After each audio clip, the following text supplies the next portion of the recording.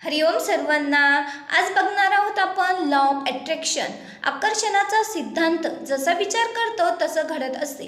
जसा विचार करणार आहे तसे अनुभव आणि परिस्थिती आपल्या आयुष्यात आकर्षित होत असते. जर मी सकारात्मक विचार केला तर माझ्या आयुष्यात सकारात्मक होणार आहे आणि जर मी निगेटिव्ह विचार केला, नकारात्मक विचार केला तर तसं घडणार आहे.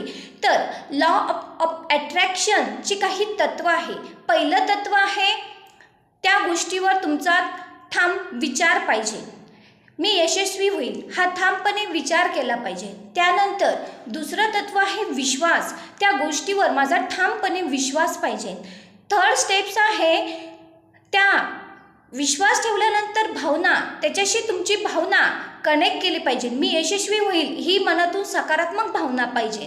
त्यानंतर आहे चौथी स्टेप्स कृती. ती अंमलात आणण्यासाठी मला कृती करायला लागेल. पहिली स्टेप्स विचार करणार, विश्वास ठेवणार, त्यानंतर भावना आणि चौथी स्टेप्स आहे कृती. यांशी जर संबंध केला तर तुम्ही लॉ ऑफ अट्रॅक्शनचं तत्त्व जर फॉलो केलं तर तुम्ही जीवनात नक्की यशस्वी होणार आहे. हरिओम.